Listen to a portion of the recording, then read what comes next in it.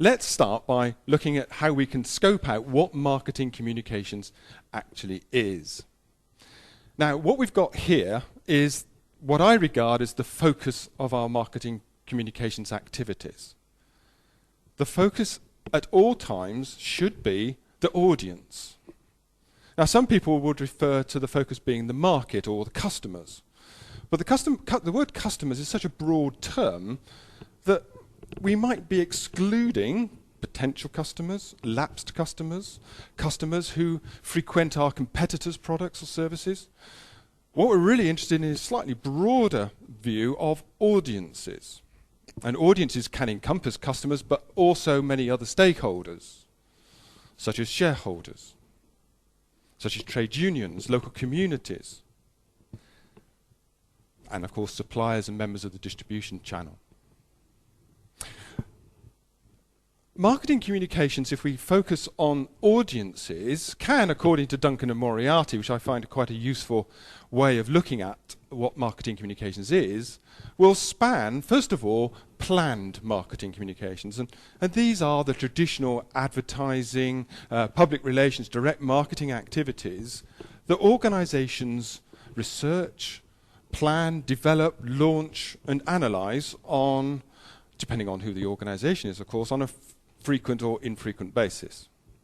We all understand that particular concept. But of course, organizations and brands experience unplanned marketing communications. Those events where the brand is presented in a positive or perhaps negative context because of unforeseen activities, unforeseen events in the marketplace. So, for example, you're driving up the M1, you reach a queue, oh dear, how novel.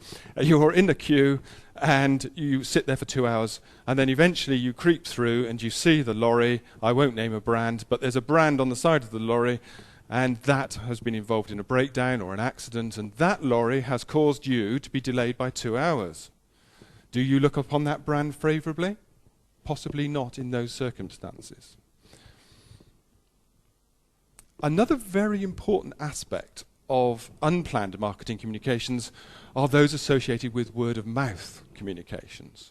Those communications which organizations seek to stimulate and are doing so more frequently. But word-of-mouth, those spontaneous communications between consumers, between members of different audiences, whether that be in real life, face-to-face, or perhaps online in brand communities, has a significant impact and a growing impact on the way audiences experience brands. More of that perhaps later. Duncan and Moriarty also established ideas about us experiencing brands through their consumption, the product experience. So you consume a particular brand, either at home or in an out-of-home experience.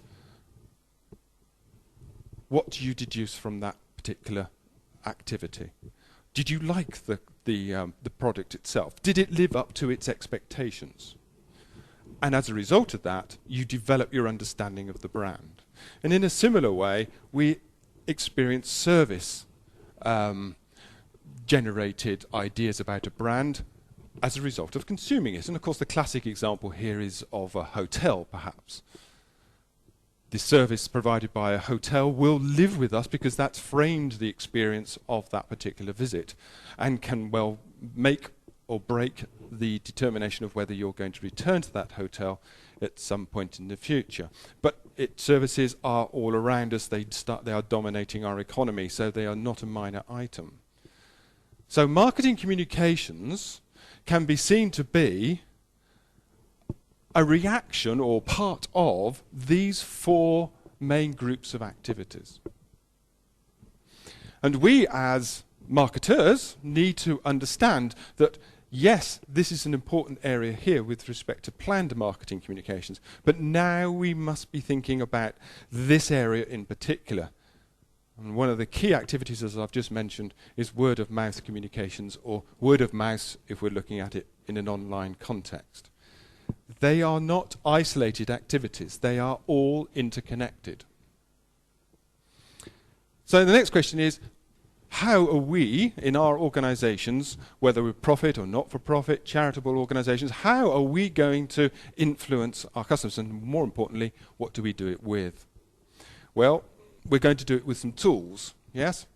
And those tools, which I'm going to look at in a little bit more detail later, consist of advertising, public relations, direct marketing, sales promotion, and personal selling. Those are the traditional tools of the marketing communication mix. But we're also interested in the media. In fact, we're more interested in the media today than we have been in the past. The way in which and the channels with which we use to communicate with our audiences is really very, very important, and probably more important than it has been in the past. We also need to be familiar with the messages. What are we saying through these channels with our audiences? Note, I'm saying with our audiences, I'm not saying to our audiences.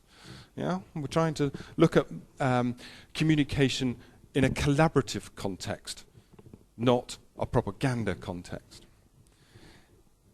And then, obviously, to make it all work, we need people, processes, technology, systems that have enhanced, well, the improvements in recent years have enhanced the speed, the efficiency, the effectiveness of the marketing communications activities. Again, these directly impact upon the audience and their understanding of the messages that we're trying to communicate and create interaction and dialogue. They need to be connected. They need to be interrelated. And so often we experience issues and occasions where marketing communications is just focused on the tools and the media, with the messages not particularly important, not so in the advertising world, of course, and we must improve our systems to enable dialogue and interaction with our audiences.